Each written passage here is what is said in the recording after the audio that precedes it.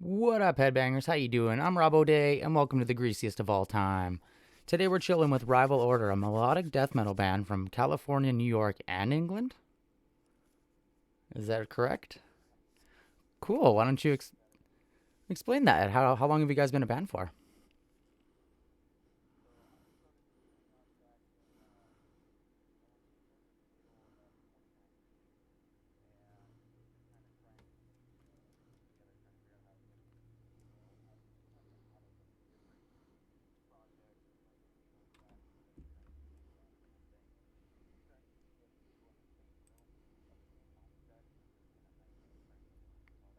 Yeah.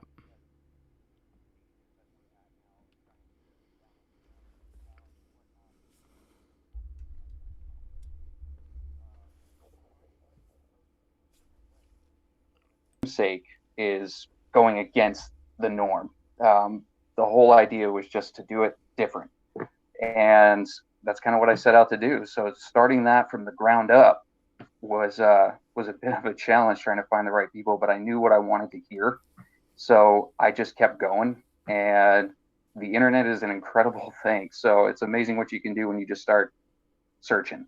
Yeah, it's Found true. the right people I wanted to work with, and it's just been going from there.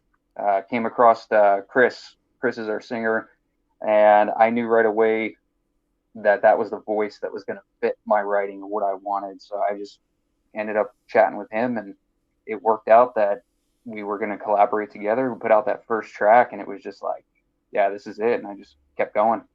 That's So that's awesome. kind of where that relationship started with Chris in England.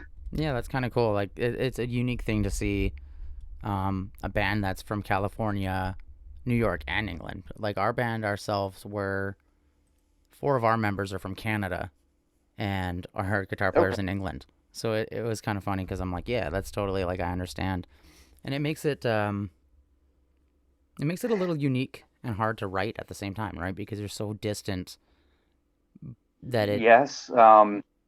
The majority of the writing I end up doing myself. Um, Once I know kind of what I want to hear and get it all together, I'll shoot it out to these guys, and they have a bit more of a finished product at this point. And I just tell them, hey, let me know what you're hearing, and we just kind of collaborate back and forth, make some tweaks as we go. It's been a bit of a learning curve trying to dial this thing in, working in this manner. Because when I was starting out as a musician, it was everybody in the same room trying to work the songs together. Yeah. So doing it this way, it's definitely been a little bit of a challenge, but it's been really cool, kind of approaching it this way and doing something different. Yeah, I know that I'm I'm still getting used to the whole concept of social media as the main thing for getting your band out. And I've been dealing with that for Absolutely. 10 years plus, but I'm not used to it still. It's uh it's weird. I'm used to handing out flyers and like physically going down the street and handing people a flyer so that they will have like this piece of paper in their hand that reminds them versus like a Facebook event. Exactly. So yeah, Oh man, some of my early bands, like things that we used to do, like you get the stickers made and whatnot. Like we'd be traveling to local gigs or going up to different venues. Every gas station would be slapping a sticker on something, just trying to throw. We would sit down to dinner and throw a business card on the table with a tip and just be like, "Here you go." yeah, We were just throwing things everywhere, but it's different how you have to approach things now. yeah. It's a lot different. You have to look at it as you have to become a business manager and an owner, and that's what drives me Oh, nuts is that you kind of have to step back from being a musician and almost have to learn a I, whole new set of skills. that's definitely been one thing I've noticed throughout this whole thing and this undertaking I've decided to go on. My original approach, I had to broaden my horizons. I had to learn more things, not just writing and recording, because that's a whole art form in its own. Now I have to learn how to do graphic design and Mm-hmm. marketing and all of the things that I'm not used to doing. And you're kind of thrust into that to have any sort of a semblance of making any progress as a musician now, Yep. because everything operates so differently. It really does. Yeah. It's It's a total new monster that we're learning to deal with in 2021 because it's yeah, you have to learn how to brand, and that's key. It's a key thing. If you don't know how to make a Absolutely. brand, then you're not gonna make it anywhere in this day and age. Uh, The funny thing with this approach to this project was it was already set up as a distanced kind of thing anyway, to where it was like a low uh, requirement, no stress on anybody and whatnot. We were doing everything separate, and then all of that shit happened last year with 2020 and all of that, and it just kind of fit that we were already established doing that distanced recording process and everything. So it forced us to really dive into that and double down on what we were doing to make this work. Mm-hmm. Yeah, no, I totally understand that. So your guys' latest release, Mm-hmm. next in line. How does you guys have just collaborated across then, hey? Yeah. So what I did was I spent the majority of the prior year writing these tracks because Next in Line is the first single out of the EP that will be coming out this year. It should be a 5 track EP. And I spent the majority of last year just kind of dealing with everything as everyone did. And my safe place is getting lost in my writing and my music. Yeah. So that's what I did. I sat down and got lost in writing and producing this whole thing, getting it together. Once I had the tracks up, kind of ironed out to what I wanted, I sent them off to the other guys and we start collaborating back and forth, working on the pieces. And it was just the most time consuming part really was having lost my previous drummer for the last release. He just wasn't able to continue on. So I was in this kind of place of not knowing how I was going to get this accomplished. And I really didn't want to leave it up to samples. Mm-hmm. That's all great as a placeholder, but I wanted a true drummer's performance on these things, especially with what I was trying to do with the tracks. Yeah. So I definitely found myself in a hard place at that point. But as I'm sure it probably came up, we ended up sending out a few emails, and one of the first guys that actually got back to me and the conversation just took off was Dirk from Megadeth, and that just sparked a whole new level of excitement with Right. putting these tracks together. Yeah. No. Fuck yeah. That's awesome. Cause like, damn, bro. That's killer. No, it's a cool experience when you do have to do it across. Like it kind of makes you more of a well-rounded musician than Oh just yeah, going into a studio, right? Like you get to sit down and focus on your craft.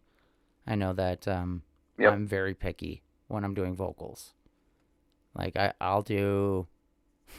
I think we counted when we did our first EP. I had like over 150 takes per song, just because I wasn't happy. I know what that's like. Yeah. So Yep. like it. I'm never really truly happy. The only time I realize that I'm happy is when our drummer Andy, who's our producer, he's like, "Hey, that those are the takes. We'll see what we get." And then I'm kind of just forced to Yeah. like sit there, or I will nitpick every little fucking thing. But at the same time, that's a good thing because then it makes you better at your craft versus just tossing it out Oh there. yeah. Because I know on my first bands, I didn't know how to sing. I never took it seriously. I can sing, but I never took it seriously to the point where I did warm ups and I learned actual techniques and stuff. It wasn't until this Oh yeah. band. That stuff makes all the difference in the world, especially as a vocalist. I Oh, mean, yeah. I in some of my previous bands, I was the vocalist, and I had started with no lessons and just kind of trying to dive into it. Was forced into that role, and at one point, I did end up taking lessons, learn the importance of warm ups and whatnot, and it makes a world of difference. It really does. Yeah. No, and even just proper. It's little things too that people don't realize, like eating. You can't eat right before recording. You can't drink cold water when you're Yeah. recording. Like things like that. Yep. I drink coffee. Like that's my drink when Yep. I am recording because I don't know. I find that when I'm screaming, the hot liquid actually almost cools it down because it's on. Like my Oh yeah. voice is inflamed, right? So it, everyone has their own tricks. Like one of my favorite hip hop artists, he wrote a song called Lemon and Ginger because he doesn't drink alcohol, but he drinks that tea religiously before any performance. So, and it's very good. Like that's a wicked for when you're doing vocal takes is lemon and ginger, just hot water, you know, a little bit of Oh yeah, lemon and no, ginger. it's It's important. amazing what it does. Like I always heard that from my choir teacher and stuff that you should do that, and I just always kind of like, yeah, whatever, you know. No, I totally Yep. regret that now. I'm like, I should have totally just taken his advice, and just like accepted that I didn't know everything at a young age, you know. So it's nice to, It's unfortunately that's something that we have to learn as we go. You know, at those ages, you think you know everything, so mm-hmm. it's one of those things. Yeah, and I mean, vocalists, it's very hard to be a vocalist and be on your game every day. Like you can't, especially if Yep. you're the type of person who smokes and stuff like that. Like that really affects your vocals, Oh, and absolutely. and I'm totally guilty of Yeah, that. it's Like I oh my, know, so was I. right? Like, I had to stop as well. hmm especially like I'm asthmatic. Some of my lungs, some days my lungs hate me, so I can't even get like full breath for like Yep. projection, right? So it sucks.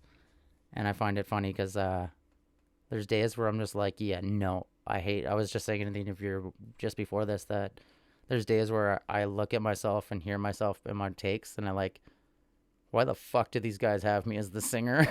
You know what I mean? Like, this sounds No, like shit. I So very much know what you mean.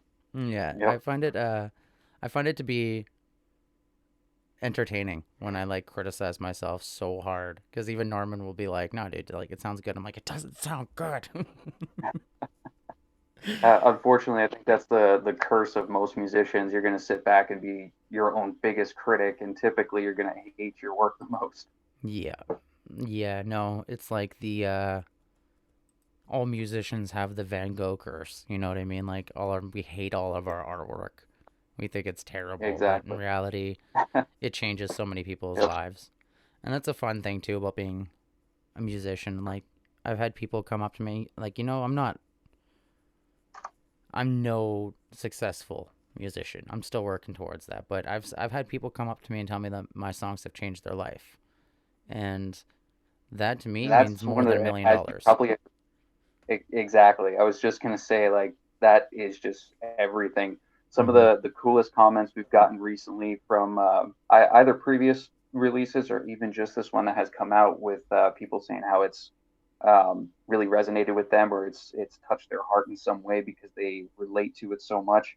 I mean, to me, that as a writer, having somebody connect with your words and your work and really have it inspire them in some way, I mean, that just makes it all worth it. Yeah, it really does. I know that lyrics have always been something that helped me. Like I did poetry before I ever got into music. I was Yep. published in a poetry award, like a poetry book for Canada at like 9 years old, for like the most like disturbing Remembrance Day poem ever. Like I look back at it now and I'm like, teachers should have like probably called the counselor with like the imagery that I was putting out there. But it was like I was destined to Yep. be a metal singer because like I can I can draw things with words, and I think that that's what's the best part about being a lyricist and a singer is the music tells one story, but you have to be able to wrap up that story and convey that, I guess, to the entire world and still appeal Exactly. to your band. And Yep. it's a cool thing because like I'm used to hiding behind an instrument. I've always hid behind instruments, so now I'm out of my comfort zone where I can't just like rely on playing drums or playing guitars. I have to actually focus on what I'm saying, the message that I want to say, Oh yeah. because I think there's a lot of music out there that doesn't have a message anymore. Our genre definitely does, but there's a lot of music nowadays. Like, I mean, what was it? The Grammys? What's her face won greatest song of the year, and is like, really? Yeah. Like, Yep. do you know how much music was put out Yeah. during that year? And that's what won best song of the year? Like, okay. Right. So there's a weird. No, that's always baffled me. Some of the stuff that chooses to or ends up on major play or gets the most attention. Some of these songs, and I'm just like, how does this happen over, Yeah. I'm not going to say that my stuff is the greatest thing or even the groups that I listen to, but there is some real substance to what some of these guys are writing and doing, Hmm. and the musicality and musicianship behind a lot of what these guys do. And it's widely unrecognized to people doing two chords and repeating the same three lyrics over and over again. You know what I mean? Hmm. Yeah, I don't know. I know anybody who knows me knows that I bitch about music constantly. So I think that like me starting Yep. this is like the perfect thing because at least I can rant about it and it makes a Yeah, small exactly. change, you know what I mean? But like Yeah. realistically, the music industry is so out of whack and no one Oh yeah. realizes it. And that's kind of like why I like to ramble about the industry is because it is everyone appreciates music. Like everyone listens to music constantly, whether you're cleaning the house, driving to work, you're at work, you're listening to the radio. But the Yep. fact that not many people know who the artist is, like that's what drives me nuts. Is when they're like, "Oh, I love this song." Well, who's the artist? Oh, I don't know. I just like the beat. You're a fucking mindless drone. Like take two Yep. seconds to see who it is. Like it You know, doesn't kill you to take that's time to look into an artist anymore. And like, could you oh, imagine if and that's something that I miss, man. Like even going back to the way that we listen to music now with streaming and all of that. My biggest thing and excitement was finding a band that you loved, and you go out and you get that record or the CD, cassette, whatever you were on at that time. You come back, you're enjoying the artwork. You would take that out, you would read through the lyrics, you would learn about the band. None of that stuff happens anymore. You just finds a song, they put it on a playlist, and move on. mm-hmm. Yeah, no, it drives me nuts. I'm totally an album person. I can't. Oh yeah, Anyone can write a song that's catchy, but if you can write an album, that's next level in my eyes. Because I know a oh lot of these pop artists who get picked up overnight. You know, they're gonna sign this stupid ass 360 record deal that's gonna cost them so much money in the long run, and they're not gonna be able to keep up in writing songs. And you see it a lot with yeah, pop artists. They'll have one or two pop songs that are major hits, and all of a sudden they disappear. It's because yep, there's no skill behind it. Like maybe they can sing, maybe they can't, but in reality, all pop music nowadays is covered in auto tune. So you can't really tell who has talent. Because even the ones who can yeah, sing are covering their shit in auto tune and it sounds terrible. So I always yep, laugh and think, like, what would happen if the people of today were back when Woodstock was? Woodstock would have never happened. You know, there would have been yeah, no right. musical revolution. Fucking people wouldn't have cared through the whole 70s about music, how much they did in the 80s. It it's weird to go you look back at like the Beatles and how appreciated the Beatles were worldwide. Like there was people who would kill themselves for the Beatles. Now Yep, people won't even like take 2 seconds to figure out what the band is. They're like, "Oh, I like that song. I'm going to put it on a playlist." And yeah, it takes the amount of effort that it takes us to put that song and our album up. It's not it's not easy. It's not simple work. You know, like it seems like it's all fun and games being a musician, but in reality it's fucking stressful. Like you oh yeah, spend your entire life following this dream and then eventually becoming more and more professional at it, and the more professional you get, the less fucking people want to pay attention to you. It's like when you're this 15-year-old oh party band, everyone wants to hang out, but when you're like a 30-year-old professional artist, people are like, "Hey, when are you going to get a real job? Why can't this right, be a real job?" You know, like why? The reason exactly. it can't be is because the way people appreciate the music industry, how they appreciate underground Yep, and up emerging artists. If you're only gonna appreciate what's given, and you're like looking at like Beyonce, who makes fucking millions of dollars constantly, and you think she's the greatest thing and the gift of God, and like in reality, she was way more talented when she was younger. You know what I mean? When she was with yeah, Destiny's Child, she actually had skill. Now she just talks about nothing, and the people just absorb it. Like there's no message behind what they have to say anymore. And you no, look at, and then see that's why I tend to gravitate towards the genre that we're in mm-hmm, now, the rock and metal industry. At least there's a lot more substance to what's going on poetically, even like let's say maybe you're not a fan of the heavy music or even some of the vocal styles. You can objectively look at this and go, there's a lot more being said and talked about and emotion coming out between these artists and what they have to say Mm-hmm. versus some of these other pop genres and things that are out now. I guess that's why I've always gravitated towards this genre so much from when I was younger. There's just so much more to it. Yeah. You know what I mean? No, I remember the first time my cousin Sean showed me fucking Orion by Metallica. It changed my Yeah. life. You know what I mean? Like Yep. hearing an instrumental song where no lyrics and it's like mind blowing how incredibly talented it is too.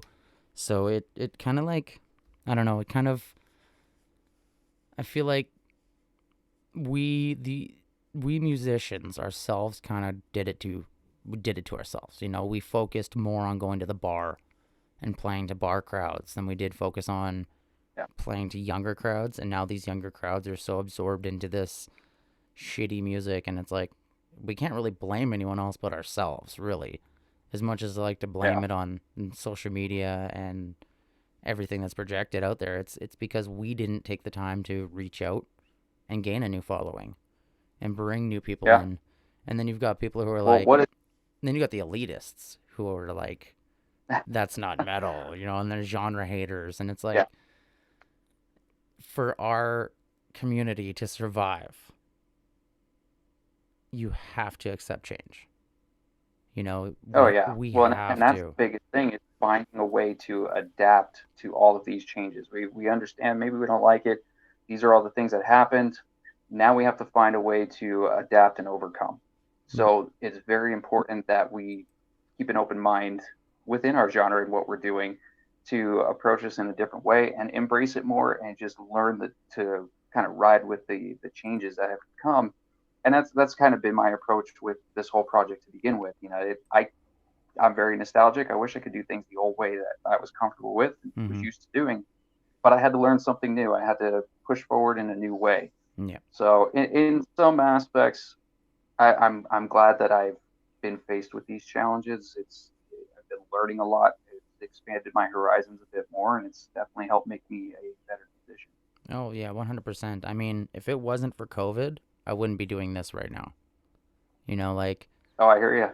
I I got to sit back and really sit back and look at what was going on because I've always felt this way about the industry, but I could never really pinpoint what the things that pissed me off about it were. And now that I've got the chance to like sit back and really listen to other people's point of view too from all over the world. You know, like I've talked to bands from many countries all over the world and we all have the same problem. The exact same Yep. handful of problems. And that to Well, me, and it's kind of nice knowing that you're not alone in your thoughts and opinion on this whole thing too. mm-hmm. But we are definitely, if we're all faced with the same problem of lack of support from fans at venues, lack of venue support for bands, and lack of band support for bands, that really Yeah. just falls on our own shoulders. Like, there's no one else we can blame for the lack of support in our community other than our community.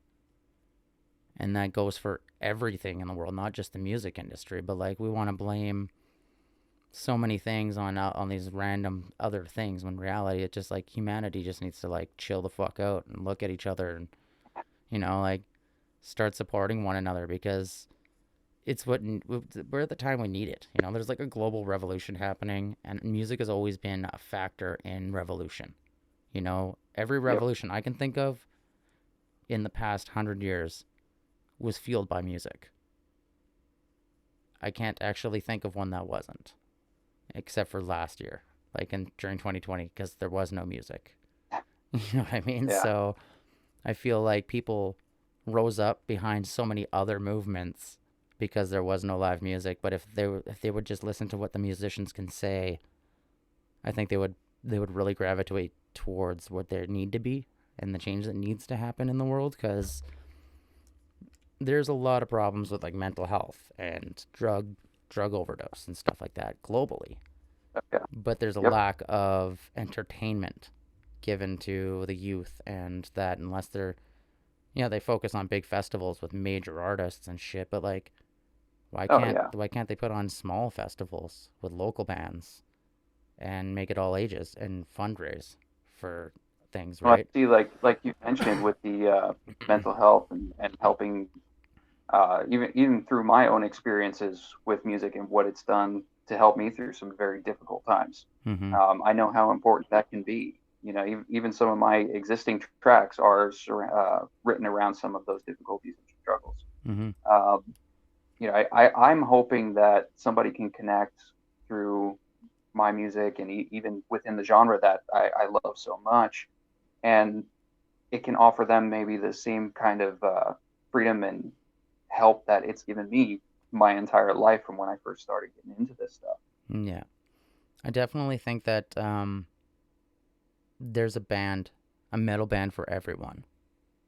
They can get them Oh yeah, introduced. They're like, they may not like fucking Demi Borgia right off the bat, you know what I mean? But you can get them into something else that is metal or at least heavier, and it gives them that but that taste. It's like a it's so spicy funny that food. you mentioned that. I remember growing up, my very first introduction was my father handed me his Iron Maiden cassette tape for Killers. So that was my introduction. From there, it just spread it off to everything. So I Mm-hmm. started with Maiden, hopped over to Priest, Metallica, Megadeth, Queensryche. I mean, that was the foundation for me. Mm-hmm. And then I'm diehard Metallica Megadeth fan, and I got my uncle one day coming up to me going, "Hey, you got to check these guys out." And he purchased me with Opeth, who I later become an enormous fan of. But at the time, I'm like, that's not really my thing. I'm not really into the growling. And he's like, give it some time, man. It's an acquired taste. You're gonna, yeah. I was so shut off to wanting to only be involved with one thing, and a lot of times we end up doing that, even within the metal genre. You get so stuck on what you're doing, you're kind of closed off to other things. But once you sit back and open up to other music and just take that time to really take it in, there's a whole lot out there. Oh, Even stuff that you may think that you're not really into just yet. Give it a couple listens. it's funny because the older I get, the more I dislike the bands I started listening to. Like I, Yeah, I'm I know what you mean. I used to love Metallica so much, and the older I get, Yep. I'm just like, I'm good on it. And same like I love Megadeth. I'm a diehard Megadeth fan, but it's just not heavy enough for me now. You know, there's just something lacking in it, and I think it's like Yep. I think it's the diversity because that's why I love the cores. You know, like deathcore, metalcore. It's Yeah. like they're people hate the clean singing with screaming, but for me, it's like it gives me every element that I love in music all in one place. Oh, And I agree 100%. right, like I like it listening to Elton John, so it's nice to listen to somebody with a great voice. You know, like why can't metal singers like that? That's why I also love like Opeth. You know, like you have true Yep. die-hard Opeth fans who Miss Michael screams. He hasn't written them in like 10 years. You know, like it's almost been 10 years Oh, I that he know. hasn't put a scream in a song, but people are still like, "Where is it? We need it." And it's you fall in love with an artist, but they do have to change. But like it's like I was saying earlier, it's like spice. You know, once you've started eating butter chicken on a one, you know you gotta slowly move it up to a 10 with spice range. So it's the same thing with metal. You can start off Oh with yeah. I know people who started off with Limp Bizkit. You know, like Wes Borland is a Yeah. wicked guitar player. Yep. Fred Durst is kind of a douchebag, but Wes Borland is what they Yep. drew. They were gravitated towards his guitar playing, not the rap aspect, right? So that led them into Korn, Slipknot, and then eventually into other things. So I mean, everyone's got their entry point, and I don't really think it matters what it is as long as you appreciate it. Absolutely. And I'm a Well, total. and even people entering in at a later time, like let's say you got into this style of music because of Korn or Slipknot, Mm-hmm. it's now got your foot in the door. And those same people that entered in because of Korn or Slipknot are now going back and checking out Priest and Maiden and Mm-hmm. being like, "Whoa, this stuff's really cool." Mm-hmm. Yeah, I always. It's funny because I always rip on Five Finger Death Punch, but I mean, Yeah. I do have to give them respect because just like Disturbed. As much as I hate them and I hate their music, they, I like to call them an entry level metal band. Hmm. It's what somebody can hear, gets them into it, and all of a sudden now they want more. They want more and more and more. Well, And they're very good at being commercialized. mm-hmm, They're easy to put on the radio. I can't hate them for that. Like I'm not afraid to say that I like Five Finger. mm-hmm, Um, there's some really good writing there. I'm not saying everything is phenomenal, but yeah, there's some really good writing in there, and they are one of those commercial bands. mm-hmm, And a lot of people, they may or may not like that. Some of them love to have those underground, like keep them eclectic close taste to their bands. heart Yeah, kind of things. Yeah. I mean, even if referencing Metallica, think back to what happened when they made that first. I want to say it was for the video for One. Everybody was freaking out because they were thinking this band that they were able to keep in their back pocket for so long is now becoming so big and selling out, and they hated them for it. mm-hmm, yeah. No, it's true. Yeah, it's one of the. It is. It's for sure. And I find that like musicians, as we grow, the music industry grows. And I mean, if you look at musicians like Metallica and Guns N' Roses and stuff, like they were nowhere near on the level of professionalism as the artists of today are. Not in the fact that they didn't Yeah. make it professional, but I mean, like they drank, they partied, they fucking, they did blow all night and went crazy. Like we don't do that. We can't. If we thought that that was what made us famous and we did that, there's no way we'd even perform. You know what I mean? Like you can't be fucked Oh up on drugs and no, go and perform.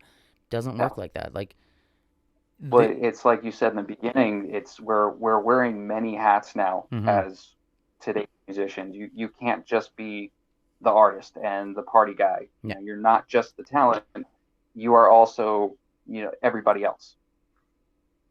Yeah. No, and it's very true. Like I don't think I've drank for like 10 years. You know what I mean? It's not something that I do. I When I perform, I drink coffee. Like anybody who knows me knows I drink coffee straight. That's it. Like I don't Yep. I like to work. I'm a workaholic.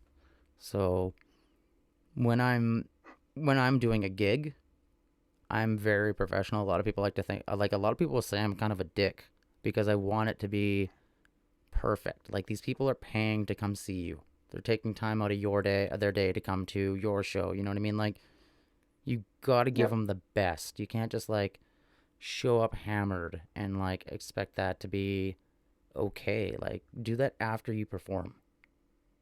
And I've always Yeah. had that same Exactly. There's mentality. time Like and place for everything. yeah, like I used like don't get me wrong when I used to perform when I was younger, like I used to get hammered. But then I always realized like my performance was terrible. And the older I got, the more I wanted to be professional as an artist. And now I don't know, you get to a certain point as a musician where it's not about being a rock star, It's about making it a lifestyle. It's not about being super Yeah. famous and millions of fans. It's about making this my day-to-day grind that pays for my food, my roof, and my kids. And I think Yep. that That's a great way to put it, actually. well, it is in the long run. Like, and I think if people realize that that's what we wanted versus we want millions of fans and we want to be famous, it's like I think they would really be more inclined to help and be more inclined to invest in that. But it's Yeah. you don't really ever get the chance to meet bands for who they are. They don't have like No. Nardwar anymore or people like that. There's not really a lot of magazines or like podcasts are a great place for that because it has given bands that opportunity to kind of like branch out besides like hey check out my music. It's like hey this is who I am Exactly. because like it's really Yep. hard to sell a product if you look at it as your music as a product. It's really hard to sell it without any emotional attachment. Like you have to with music it's all emotion. So Correct. you have to be emotional with the people. You got to talk to them. You got to converse. Like let them know who you are. I think a lot of people are ashamed to be like this is me. I'm Well, the one sad thing I've noticed with exactly with what you're saying, you see it a lot in uh, I want to say like within the hip hop industry, you will see a lot of them promoting one another, collaborating with one another, not afraid to talk, speak out about what they feel. It's really impressive how they consistently support one another and promote and help. I don't see that same thing happening within our genre. It's almost like everyone's too afraid to communicate or put out, or maybe they're being elitist in some way.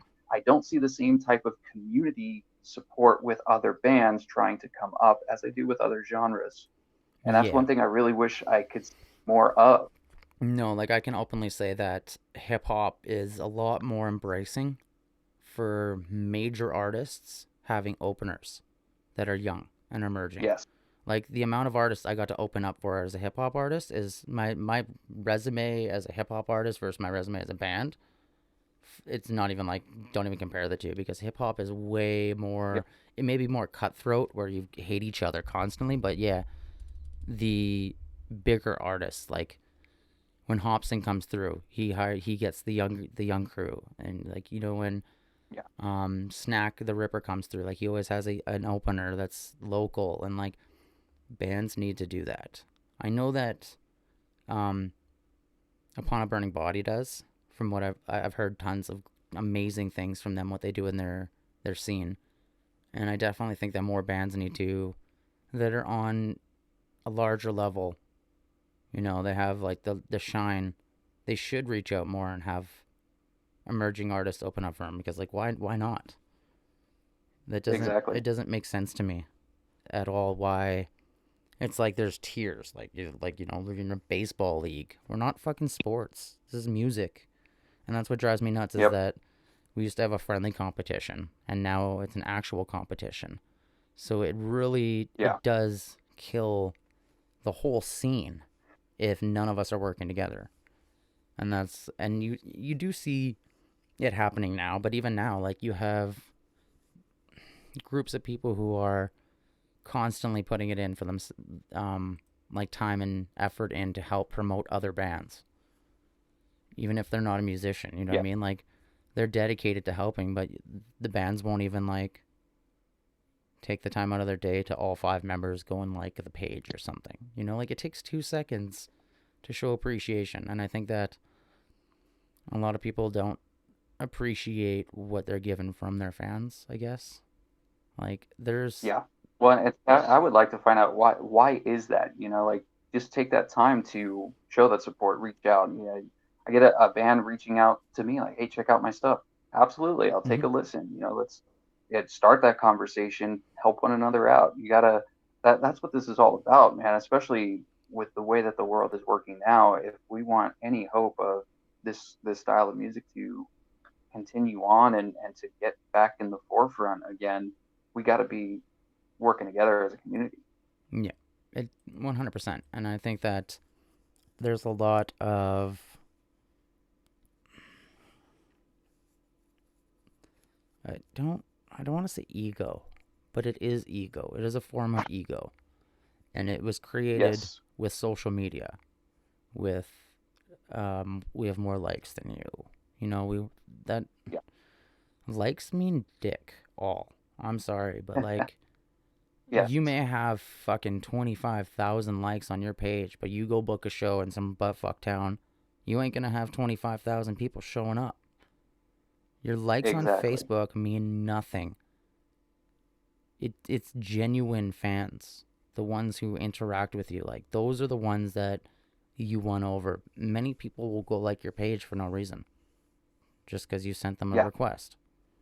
And that's one thing I think we need to stop worrying about, is that popularity contest, because social media is destroying what it really means to be a band. It's not about the likes, it's not about how many plays we have, it's about writing music that we love, that will help people. And I think that exactly. that's what drives me nuts about the industry today, because there's a lot of bands out there with a great message that aren't being heard because they're being clouded out by bands that have nothing to say. Oh, And 100%. and I think that that's slowly changing now, because I mean, COVID weeded out a ton of bands that were just for show. I say it all the time, like the bands that didn't want to make it, like when COVID first hit, we were stuck at a point where it was like I know everybody and had a band for the first 3 weeks. When we weren't allowed to see each other, it was kind of like, hey, well, this will blow over in a month. So everyone played video games or did just watch Yep. TV and did nothing. Like I built a bunch of random shit with wood just because I was like, oh, this will blow over. 3 months in, my view was a little different, right? So I think a lot of people kind of sat in that mindset that this will blow over, and now we're a year and a bit over in Canada, where we're still like lockdown. Like there's a curfew in Quebec, and there's no interprovincial travel. You're not even supposed to leave your own town, kind of a thing. That Yeah. I think that if you didn't step your game up in the first 3 months of last year, 4 months of last year, you're not going to get back on top. You're not going to get back to a level where you were. Your fans have forgotten about you. You can't just like sit back and expect that to happen. Yep. And that's Well, that's one of the things. You're gonna decide real quick whether or not you want to continue pushing, or you just do what you did. You put some stuff out, and then you move on to the next thing. mm-hmm, For me, this was never about just putting something out and moving on. Even from when I had done previous bands and gone through a lot of ups and downs, I could never not play music. I could never not be a musician. And the whole thing since starting is my goal and still will remain that I will keep writing for this and keep putting music out until I am physically and mentally unable to. oh yeah, That as far as I'm concerned, I'm going to keep writing and playing and doing what I do because it's just a part of who I am. yeah. No, I had carpal tunnel surgery at 22 years old because I played guitar so much. And during the time when my hand was Damn. healing, like my hand was like completely healing, I wrote an entire album with the other hand. I wrote all my lyrics with my bad hand. I did all the production with my bad hand. Like nothing will ever stop me. Like I'll lose my vision and I'd still play. You know what I mean? Like I'd lose my hearing, I'd still play. Yep. I don't. There's just something embedded in me at this point in my life that I could never give up doing this. Whether I do it for a living or if I'm doing it for myself. And I think that's why I don't worry too much about whether I become the next Metallica or if I become that. Like in my mind, I would rather become the next While She Sleeps, well, the next Modest Mouse, a band that's Yeah. successful but doesn't need to worry about being the next greatest thing. Like I would love to just be able to stand on a stage looking out at 100,000 people and see the smiles when they hear the music. Even if I didn't get Exactly. paid for it, I would just that feeling of connecting to that many people is just it's powerful. I have always wanted it, and it's something that I think I'll never stop working towards. And like I know my mom always told me like you need a backup, you need a backup. Well, I got my backups. I'm a Red Seal chef. I'm a carpenter. Like I got my backups. That shit Yep. really never made me happy. No matter how much money I was making, the money never mattered. It took time away from me playing my instrument, and that made me depressed. And then when I'm working 6 days a week, 10-hour days, like you get home, you're tired, you don't even have energy to do music. That's not where you want to live. So No. I kind of Yeah, I know exactly what you mean. I hit 30 last year, and I told everyone like the next 2 years of my life, nothing else matters. Like I'm either making it as a musician, like I'm gonna get signed. I want to be touring. That's my goal, and I'm Yep. halfway there. I need to get touring, but Canada needs to open, so Yeah, yeah, it's don't we all, huh? I know yeah, I miss the stage. yeah. It's definitely there's something powerful about being able to release that energy and have people absorb it. I guess I could say. Because when I'm pent up and I'm on stage and I'm like screaming my lungs out, the lyrics that I wrote that are like, they're super sentimental to me. There's something completely different to other people. And that's what I always try to say is like, there's always going to be three messages behind a song I write. There's going to be the message I have, the underlying message that I write for myself. So that when I sing it, I kind of like remind myself to do that in life. Then there's the message that my band sees. They all have their own opinion on what they hear the song and how it relates to them. And then there's the message that the world will hear. So for me, when I'm writing lyrics and I listen to lyrics from other artists, I always try to think what they're trying to express. And I think that's why I love metal so much, is because the when you take people who have been shit on their whole life, they were like ones picked on, they were the outcasts, just the weird people, and we all Yep. ended up becoming a community. There's something powerful about the message they have to say versus the people who never got shit on, who just kind of got handed everything. That's what I love a lot about being a writer. Very much so with what I did with these upcoming tracks and how much of myself I was able to pour into the writing and just Mm-hmm. get lost in it. And like you had just mentioned, it's it's going to mean one thing to me, absolutely, and the way that I connect to it. But I also like to write in a way that other people could relate to it as well, and maybe it will mean something to them differently. Mm-hmm. Uh, and that's what I love to hear when I got people messaging me, telling me what that song means to them or that it's helped them in some way, how they connect with it.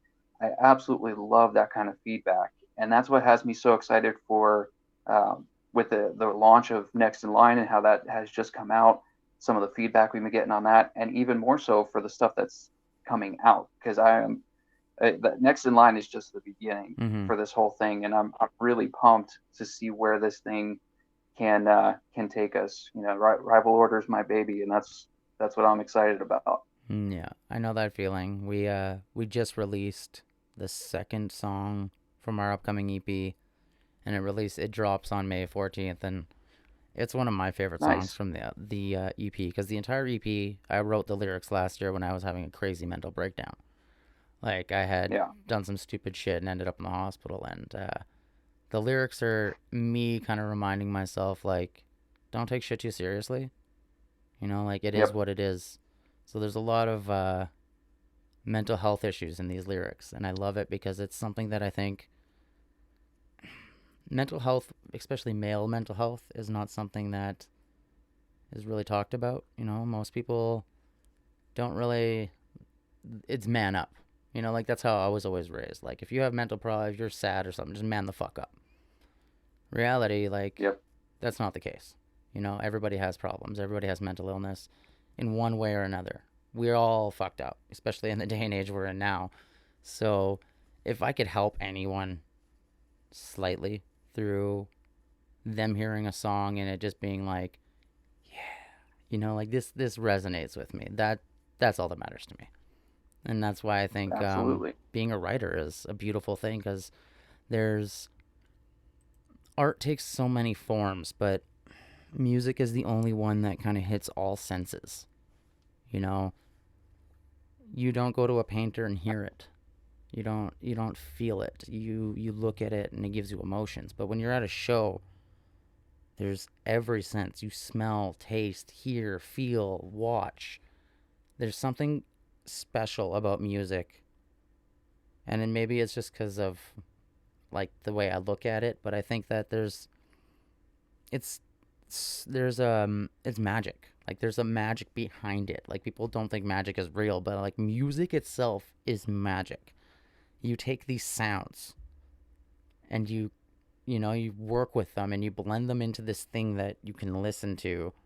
I don't know, just the concept of music itself, what it is just, it's such an extremely unique element that the world that we've created as a species, compared to a lot of the other art forms that we have. Because acting is like, yeah, it takes a lot to act. It takes a lot to be a painter. It takes a lot to be any kind of artist. But a musician, it's a weird next level thing, because you're projecting emotion through sound, and then eventually sound through visual.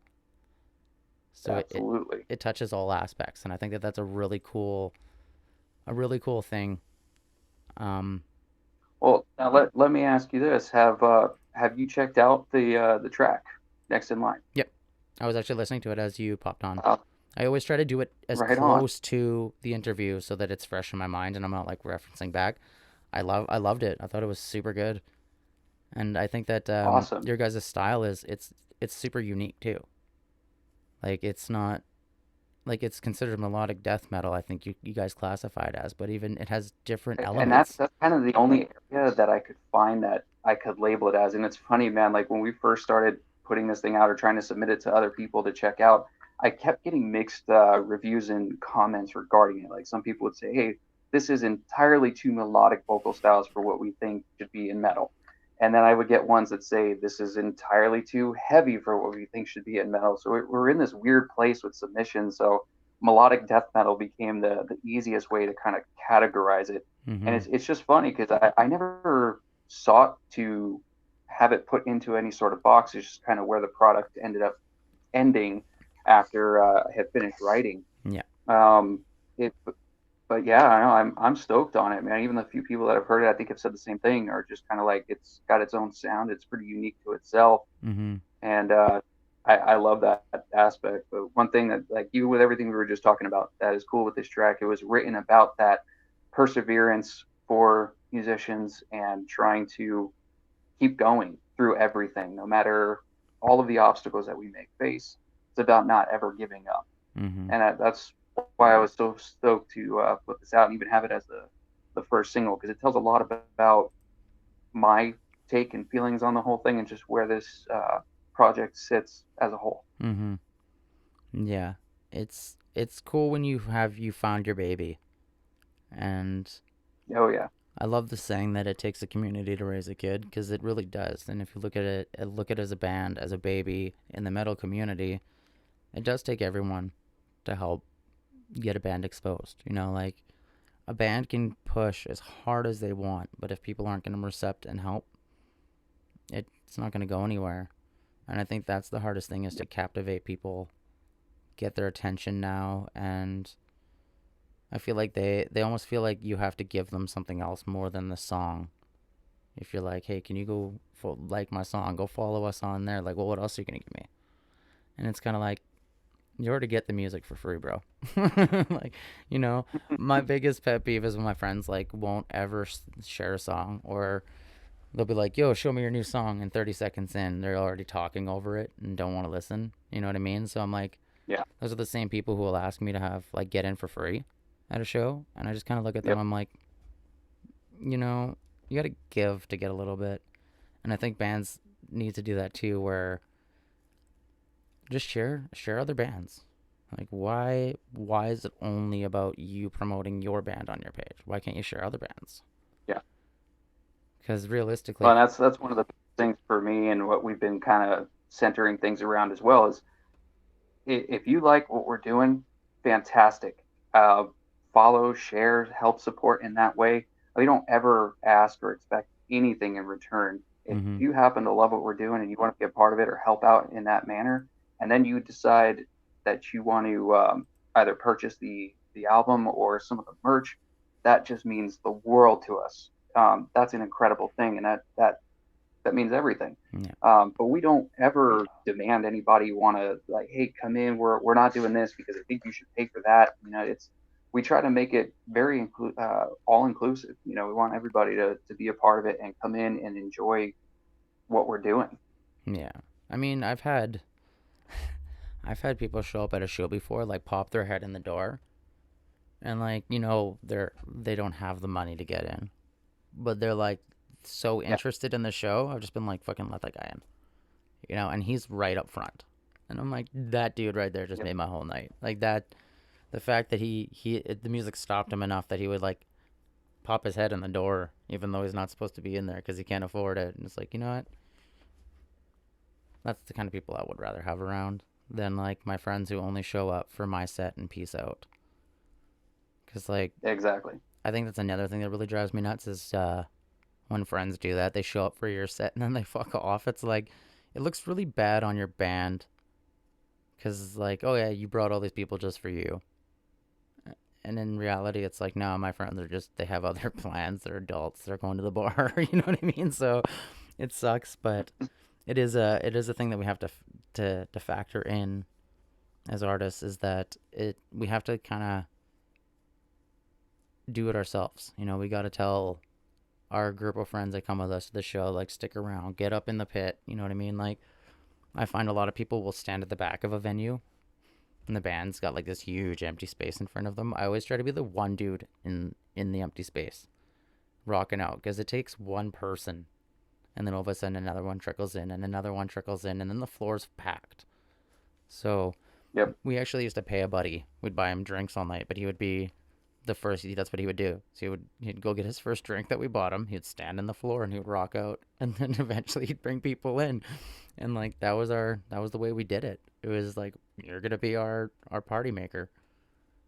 So it is. You do have to kind of like think outside the box, especially nowadays. Like, I know a lot of bands are we're forced to write singles and EPs because we can't do the 18 song album anymore because it takes too long. You know, people lose the you lose your Uh, momentum. it doesn't only take take time. That's absolutely a factor, but even financially, man, it takes a toll. You know, it's expensive to do the things that we're doing and the production and whatnot to try and get them to any sort of quality that you're going to want to put on your stereo when you're driving in the car. You know, the biggest thing for me with this project was making sure that since we're not able to get out and play shows and do things the traditional way, I wanted to put out the best that we could absolutely put out for people to enjoy. Mm-hmm. And you know, to me, that was my personal investment in what I believed to be worth it for my art and what I wanted to do with this project. So that's what I focused on. But yeah, the time involved in writing and putting these things out, you know, it's funny, you put out a single, like we just released this track, and then what feels like almost just maybe a couple weeks later, you got people going, oh, that was cool, but what's next? You know, and that's the toughest thing, is keeping up with that demand in the world that we live in. It's so like, now I want the next big thing. Mm-hmm. So that's the challenge. But for anyone who's been following us and supporting all along the way, those are the people that are really just digging into the group and the music. And to me, that's everything, and I absolutely love it. Yeah, I definitely I genuinely love the people who have supported me over my whole career, because I've been doing this for this will be 20 years this year, I think. 20 or 21 years now that I've been doing music. I started performing at 12, but I picked up a guitar at 10. And I mean, it's. I know a lot of people who know me and have probably like watched the show that will like genuinely will be like, yeah, he never gave up. You know what I mean? Like, they've watched me fail at how many different attempts trying to make it with my career. You know, from the pasties to woodland refugees to being MC Bodie to trying to run my own record label. I've failed many, Yeah, many, many times in my career, but I don't look at it like failure. I look at it like, hey, I know what not to do. I take it the Thomas Edison route. You know, like, I learned 1,000 ways not to do what I should do. So maybe take a sure. little more time to research into how I want to do things, and I'll never stop. You know, like, even if it doesn't work, I'll still perform music. I'll still write music. Like, I have produced over 400 songs on my by myself that are all hidden on my computer that no one's ever heard, because I'm super self conscious about the stuff I make for myself. But I write a lot of it for Mm-hmm. myself. So there's 3 full-length albums that no one's ever heard that'll never be released because they're for me. They were just for me to write and get something out, like get my frustration out or whatever, right? But the music that I'm putting out now is it. There's no holds bar. You know what I mean? Like, it's the true music that I want to be writing. So I'm not Yeah, scared to put it out to the world anymore, which is a nice thing because it is being received on a genuine scale, which is nice, and it pushes me to be a better person. in my writing and how I look at things and how I present myself as a person. Because if you're, if you're, it's weird because as a musician, you kind of have to worry about your reputation. You know, like you can't be Axl Rose in this day and age. You know, like it doesn't work like that. You have to. I find being just a genuine person. You know, like no bullshit. This is who I am. You know, I'm not wearing fucking crazy clothes just so I can look like a rock star. Like this is me kind of a thing. I think people gravitate more towards that nowadays than they do that rock star image. And I think that appreciation for being who you are is being more received now by people. I guess people are starting to appreciate artists for who they are and not for what they do. Yeah, yeah, for sure. And I find it really encouraging and inspiring because it's almost we're like at the beginning stages of like when people appreciated like Janis Joplin or Jimi Hendrix, you know what I mean? Like we had this break of it always comes in cycles. I remember somebody saying like after the 1920s pandemic, there was a major boom in music after, and that boom started in the 20s and went all the way up until about 10 years ago. You know, there's going to be another big boom after this, but I don't think it's going to be pop music or electronic music. I think it's genuinely going to be live bands again, like metal and rock and reggae bands, and I'd like to see funk make a comeback cuz funk is the shit.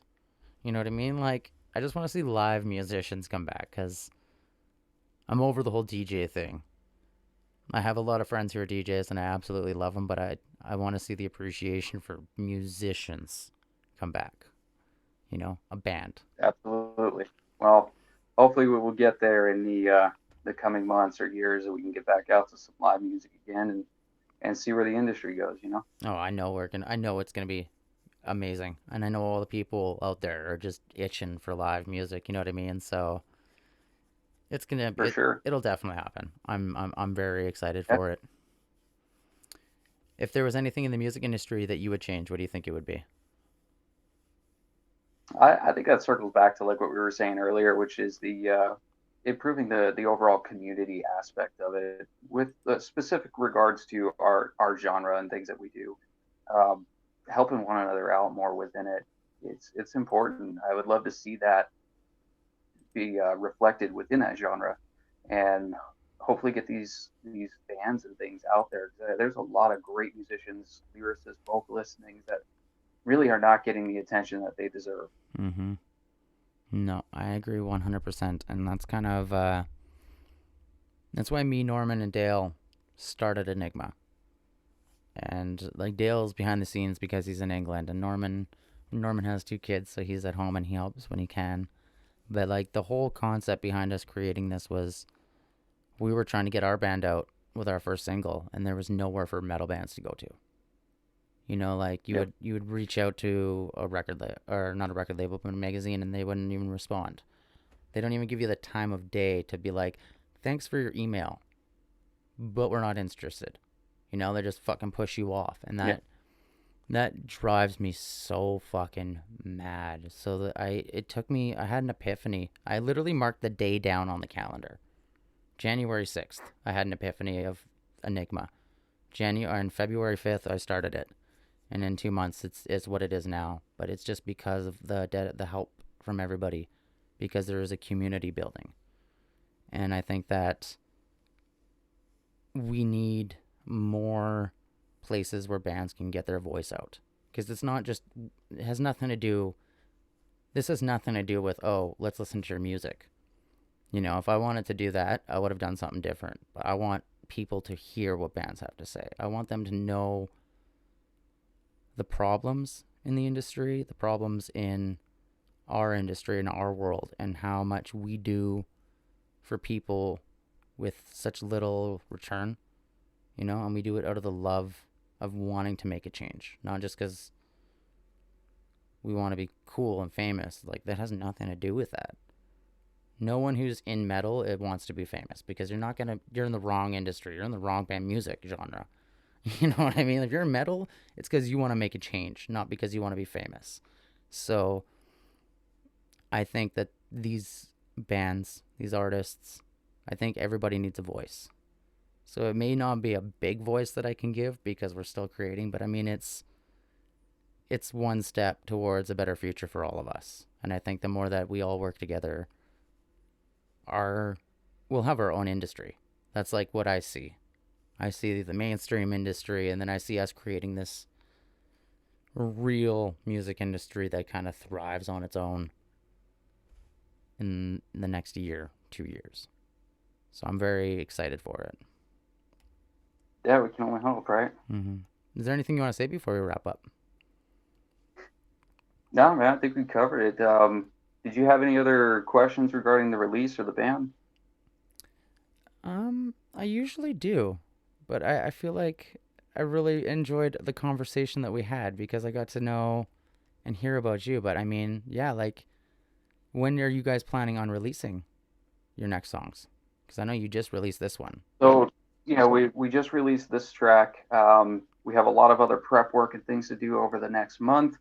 And then we have another single that we're planning to release. What is this? April, May, I believe June. Oh, perfect. June, we should have another single ready to go. And the EP is expected to be out in August. Oh, nice. So not too far away then. Yeah, so it should. I'm hoping for it to be a big year for us, and the coolest thing for me, man, is seeing Dirk being involved in this thing, and I got all excited like a little kid all over again watching Dirk sharing this, being as excited about it as I was. So Yeah. it was cool. No, it is. It's cool when it's cool when you get to that level. You know, like you never think you're gonna get to the level where you can talk to somebody you idolize. And Yeah, like that, I just recently had that like oh my god moment the other day when Ruben from Upon a Burning Body contacted me. Like he's one of my favorite guitar players. Like that band is fucking amazing. You know what I mean? And yep, it was like shit. Like is this real life? You know what I mean? Like I feel like that kid on fucking YouTube where he's like, is this real life? And he's all like messed up from the dentist and shit. Like it's it's a cool thing because like you mean we bust our ass off to get that little bit of recognition from somebody who's made it. It just pushes you 10 times harder. You know what I mean? Like you just there's no stopping you at that point. And yeah, that's especially somebody you've like and that works with a man that you've looked up to forever. That's a absolutely. that's like a dream. That'd be like me meeting Chino, and Chino being like, "Hey, you're a good band." I probably just have a heart attack at that moment. You know what I mean? Like Chino Marino is probably my favorite singer of all time. And if I ever got the chance to even just fucking be in the same room as him, I don't even know if I'd be able to like do anything or even speak. You know what I mean? Like that's just how I feel. I'm still that Yep, little that 15-year-old kid who looks up to the bands like they're gods. Like I've always been like that. I don't know. I think it's fun. It's entertaining for me. absolutely. When you guys release your next single in June, I would like to have all you guys back on again for another interview. That would be awesome to get to know the rest of the band too. Yeah, for sure, man. That'd be cool. All right, brother. Well, you stay safe, and we'll definitely be in contact. Yeah, likewise. Thanks for having me, man. No Thank you. worries, dude. Anytime. All right. You have a good night. You too. Okay. Peace.